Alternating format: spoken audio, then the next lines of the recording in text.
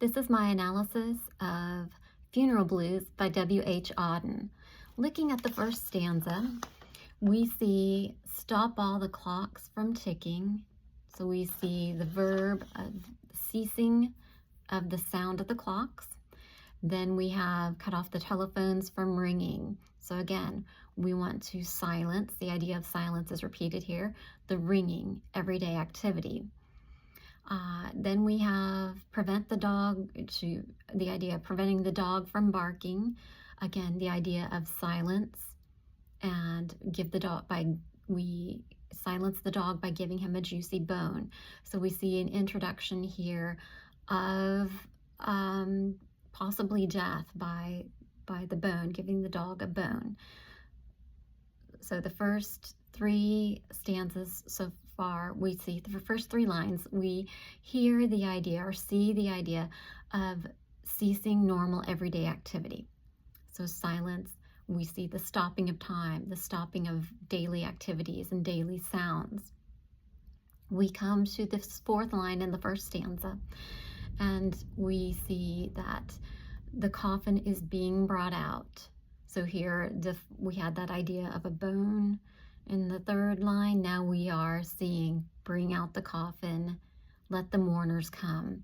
We do have this idea now of funeral, of death, and there should be a sound, and that sound should be of mourners mourning.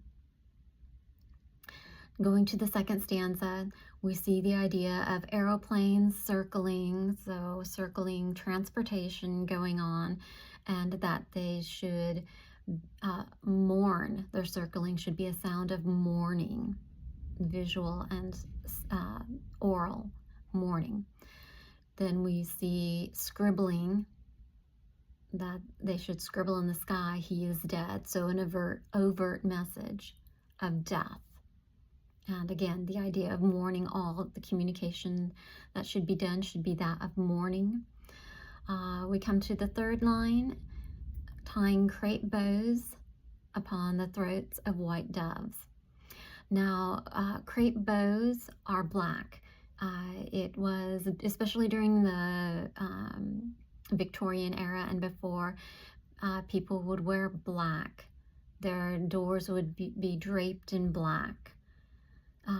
For mourning, for those who were in mourning, who suffered a loss, if someone had passed away within the house.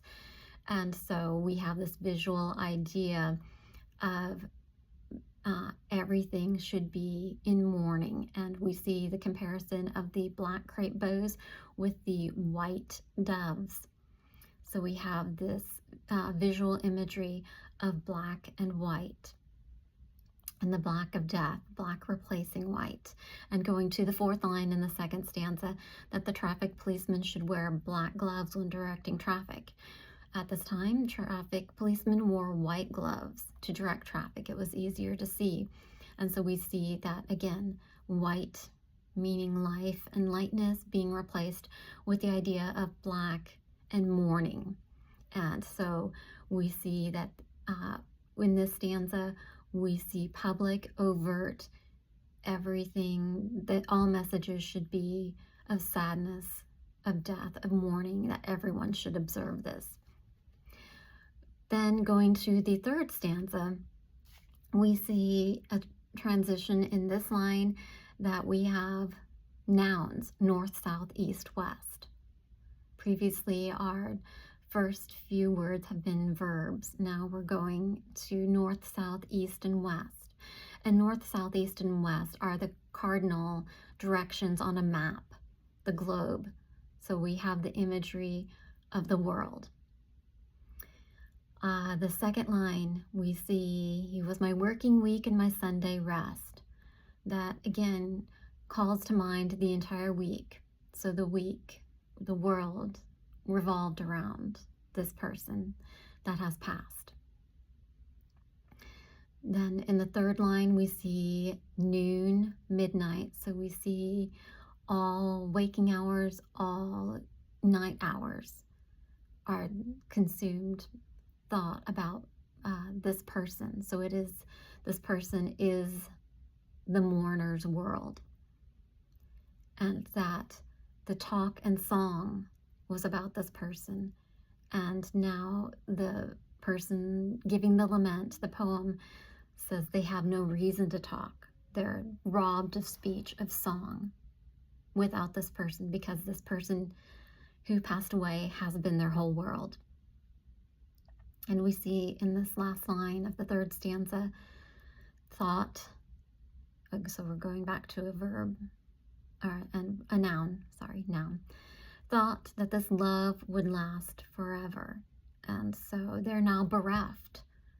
What should have been forever now has ceased, has stopped. So the whole idea of this third stanza is the imagery of their entire world has stopped.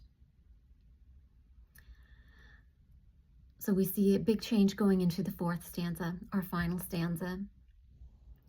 We see that the author is saying that the stars are not wanted and that they should be extinguished. So extinguished, we see a physical action of not just the stars should stop shining, but they should be extinguished.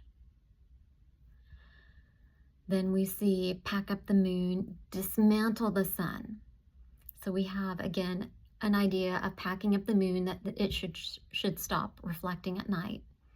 And that dismantling the sun, again, we see this visceral, physical idea of getting rid of the sun. So we should see darkness. So extinguishing the light, dismantling. So there should be darkness. There should not be light anymore. Pour away the oceans. So get rid of all the oceans from the earth. Sweep up the woods. So we see, again, this idea of desolation. There is nothing now. In our last line, we see there is nothing now can ever come to any good. So we see this poet saying there is desolation. There is no longer any good because of the loss of their beloved. And that brings us back to the title, Funeral Blues. We see that this poem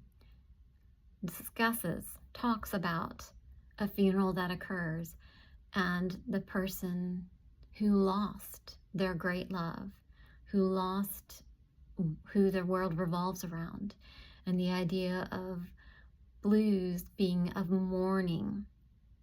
And we see as this poem builds, it starts out the idea of the world ceasing, the everyday activities to cease, that everyone should be included in the mourning.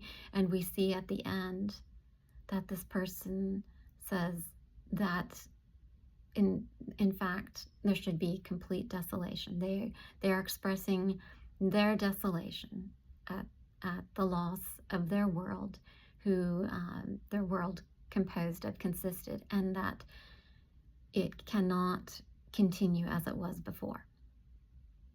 Thank you.